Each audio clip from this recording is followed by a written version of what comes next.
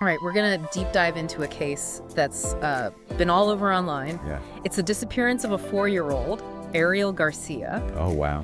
and the subsequent arrest of his mother, Janet.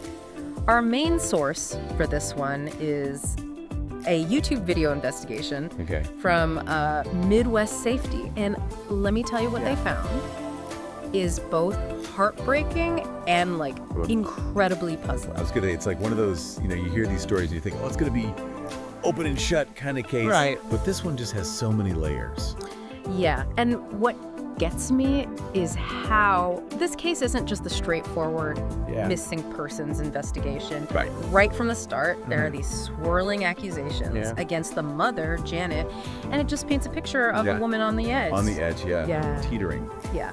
So the family's initial missing child report, filed on March 27th, 2024, it's not just, a dry recounting of the facts. Right. It's filled with worry, even outright fear about Ariel's safety while in his mother's care. And rightfully so, right? Right. If there are these existing concerns. Yeah, and especially from Ariel's grandmother. Okay. Her affidavit is chillin', dude. Oh, really? It is. She's got allegations of Janet's violence. Okay. Her unpredictable behavior, the neglect that she allegedly showed towards Ariel and his older brother. Wow. Yeah. So it's not even just like isolated to Ariel? No. It sounds like there's a pattern. It really paints a picture of a truly volatile situation. Volatile, yeah. That's the word for it. And it's not just hearsay either. There was already a legal battle brewing for custody. Okay. The grandmother was seeking guardianship and even filed a restraining order against Janet just days before Ariel vanished. So this is like a ticking time bomb. Yeah, talk about a tense backdrop. Seriously. Like a powder keg. Yeah. And then, mere hours after that missing child report is filed, police locate Janet at an alcohol rehab center. So she's at rehab. Yeah. And they don't know where the kid is. Right. Okay. You've got to wonder what was going through her mind in those crucial moments. Right. Well, thankfully, those officers had body cams. Okay. So we get to hear that initial encounter firsthand. Okay. And honestly, it's more unsettling than I expected. Oh, really? It is. At first, Janet plays it cool. Okay. Denies knowing anything about Ariel's whereabouts. Okay, so she's like, I don't know what you're talking about. Yeah, like stonewalling. Stonewalling, classic Yeah. avoidance tactic. Yeah. But when they press her, she claims she left Ariel with a friend named Alec Bone. Okay. And that's where things start to unravel. All right, so red flag number one. Alec Bone. Yeah, and the details are just off. Her explanations get jumbled, full of these inconsistencies. It's not just that she's forgetting things. Right. Her whole demeanor shifts, evasive and defensive. Oh, so there are specific behaviors that raise red flags for deception. The way her story keeps changing, the lack of direct eye contact, the fidgeting it all suggests. She's trying to conceal something. Right, and there's this one moment in the body cam footage that really stuck with me. Right. Janet actually asks the officers, if you guys don't locate my son, what's gonna happen? It wasn't frantic motherly worry. Right. It was almost calculated. See, that's what's so fascinating about this case. Is that genuine concern? Or is it more about the consequences she might face? Yeah, no, It's difficult to say for sure, but it definitely adds another layer of suspicion. it does. And as the investigation progresses, that suspicion just keeps mounting. Yeah, because the police don't just take her word for it. They start digging into her story, and they find a whole string of contradictions. Okay. The address she gives for her friend doesn't exist. Oh. The phone number linked to a completely different state.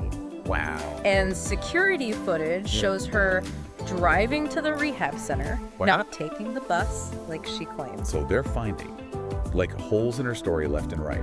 Each inconsistency chips away at her credibility, making it harder to believe anything she's saying at this point. Yeah.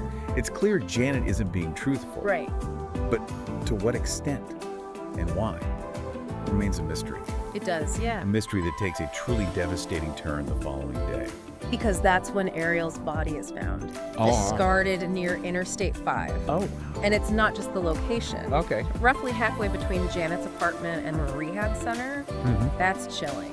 Right. It's the autopsy report that reveals the true horror of what happened. So what happened? Multiple stab wounds. I'm like, Signs of defensive wounds. Oh my. This wasn't just a tragic accident. This was a brutal, deliberate act. This changes everything. It does. We're no longer talking about a missing child. Right. We're now confronting a horrific murder. We are. And naturally, the focus turns squarely onto Janet. It does. So what happens legally at this point? Well, the legal system swings into action. Okay. Janet is charged with first and second degree murder Wow. and assault of a child. She pleads not guilty, Okay. but the bail is set Yeah. at a staggering $3 million. Wow. Clearly, the authorities are taking this very seriously. They are, but you know what? This case is about so much more than just the legal proceedings. Yeah. It's sparking a wider debate Right. about parental rights, child protection, and whether the system failed Ariel in some way. It is, and Representative Travis Couture has been particularly vocal, Okay. arguing that current custody laws are too lenient and potentially played a role in this tragedy. And what's his argument specifically? His argument is specific. Yeah. He's zeroing in on the fact that while fentanyl use is grounds for parental separation, Okay. other hard drug use isn't. So that's a nuanced legal point It is. that highlights the complexities Yeah. we're dealing with here. Yeah, on one hand, Yeah, you want to protect children from harm. of course. But on the other hand, Yeah. you have to consider parental rights. Right. And due process. Due process, right? It's like, where do you draw the line? It's a tough one. It is. It's a question that Ariel's case forces us to confront. Oh, it does. And it gets even more tangled Okay. when we delve deeper into the Midwest safety investigation. Oh, really? Yeah. What do they find? They reveal more police footage, Okay. including interrogation room clips that shed further light on Janet's behavior Okay. and the events leading up to her arrest. Oh, this is getting good. It is. So let's take a closer look at those interrogation tapes and see what we can glean about Janet's state of mind and her possible motives. Yeah, we'll be back after a quick break. Sounds good. Okay, I'm hooked. me too. All right, so we're back and we're about to get into the interrogation room footage. Ooh, okay. This is where things get really interesting because we get a glimpse into this psychological chess match between Janet and the investigator. Yeah, it's like peeling back the layers of an onion. Every question, every answer reveals a little more about Janet's personality, Right. her motivations, and potentially her involvement Yeah. in Ariel's disappearance. And early on in this, there's this seemingly innocuous statement from Janet. Okay. She tells the officers that Ariel's with her mother. Okay. Seems simple enough, right? Right. Except the Midwest safety video includes this snippet Okay. of the investigator talking on the phone, presumably to another officer or a family member. Okay. And you hear him say Yeah. that Janet's mother is actually the one who reported Ariel missing Oh, wow. after finding blood in Janet's apartment. Oh, my gosh. Wait, hold on. Yeah. So Janet's claiming her son is with her mother, Right. but it was actually her mother who Yeah. raised the alarm in the first place. Yeah, that's a pretty blatant contradiction. Yeah. Right off the bat. It is, and it's a classic example Yeah. of how investigators Right. use inconsistencies like that Right. to expose a fabricated story. Right. It's like a puzzle piece that doesn't fit. You know, it raises doubts about the entire picture. Yeah, and as the interrogation goes on, Yeah. those puzzle pieces keep piling up. Okay. The investigator confronts Janet with the fact that her friend's phone number is actually from California, Okay. not Washington, like she claimed. Right. Then they bring up the security footage, Okay. showing her driving to the rehab center, directly contradicting her bus story. So they're just like breaking down her alibi, piece by piece. Yeah, with each piece of evidence, you yeah. can see Janet's composure cracking. She becomes more defensive, less cooperative. Right. The carefully constructed facade Yeah. starts to crumble. Or crumble, exactly. And there's this one moment that really stood out to me. Okay. The investigator casually asks about Janet's history with alcohol. And she goes into this detailed account Okay. of her drug use. even mentioning wow. that she prefers meth to alcohol. So she just volunteers that. She does. Wow. It's almost like she's trying to elicit sympathy, Right. portray herself as this troubled individual Yeah. in need of help, rather than a suspect in a crime. Right. What's interesting there is how readily she offers up these personal details, even though they're not directly related to the investigation at hand. Right. It's possible this is a deflection tactic, shifting the focus away from Ariel's disappearance and onto her own struggles.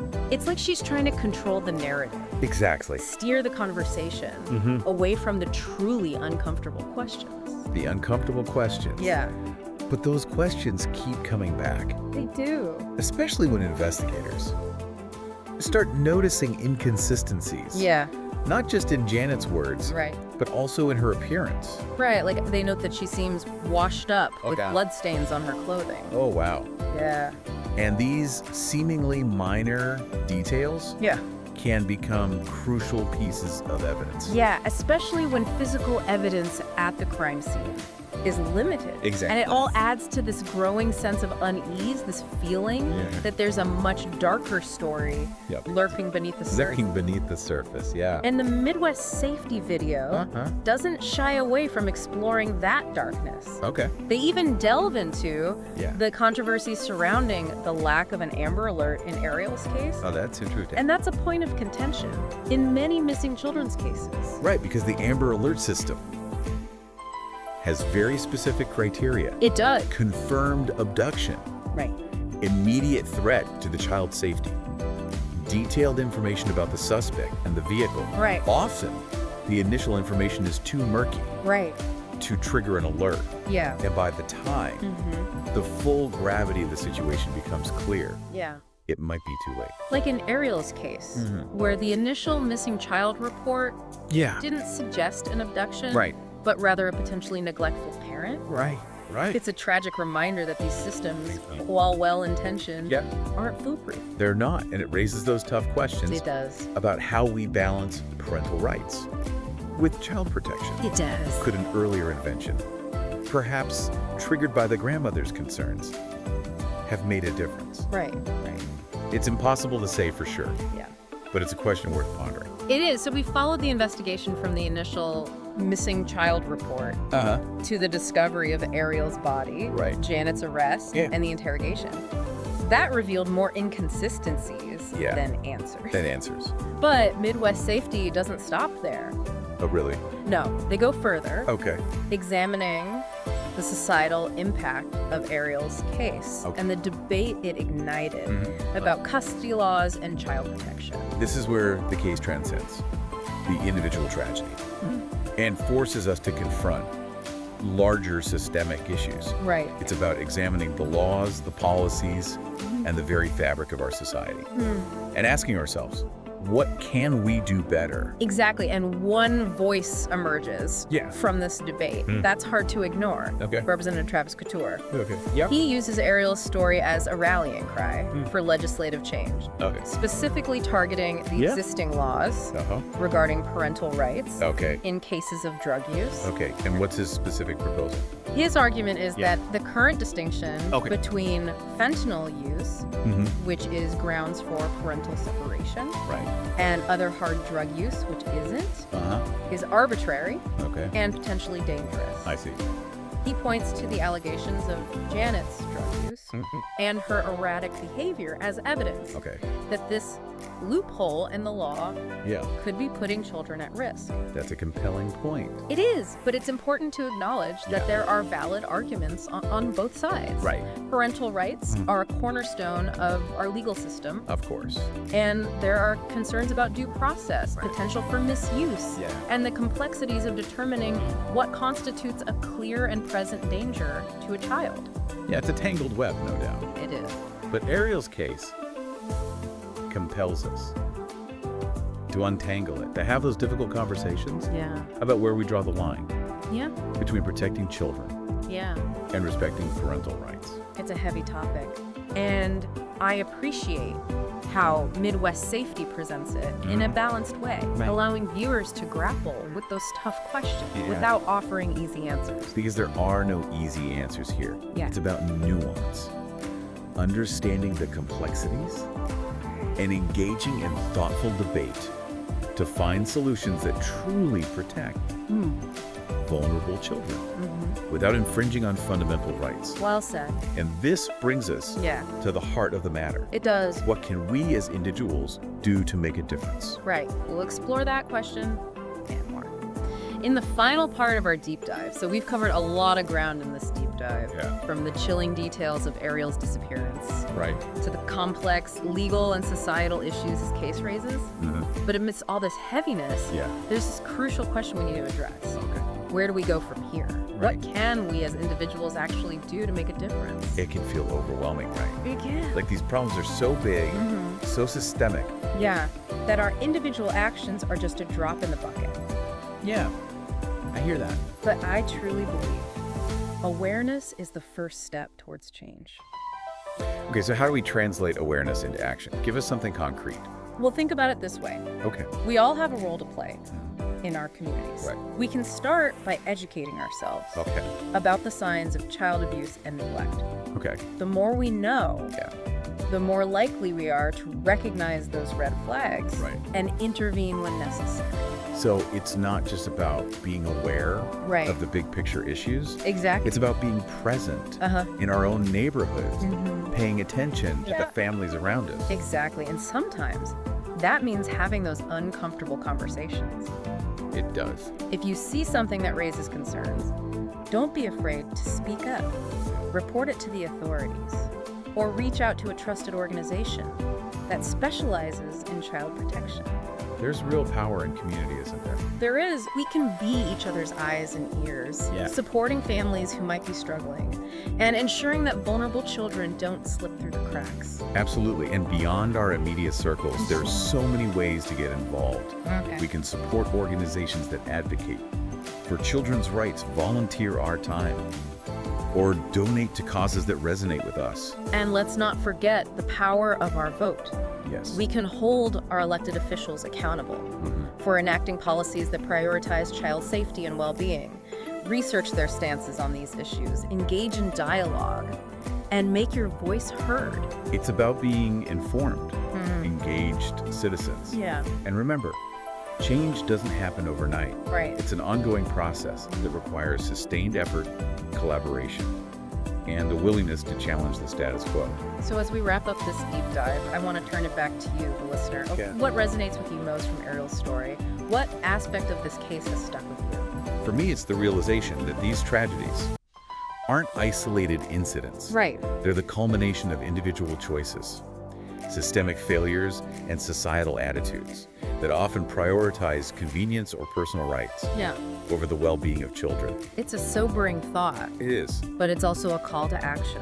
Absolutely. What will your action be? We encourage you to continue exploring this story, delve deeper into the issues it raises, and find your own way to make a difference. And remember, even in the face of such darkness, hope persists. We can honor Ariel's memory by striving to create a world where every child is safe, nurtured, and empowered to reach their full potential. Beautifully said. Thank you for joining us on this incredibly difficult but essential deep dive. It was. Let's keep the conversation going and work together to build a brighter future for all children. Absolutely.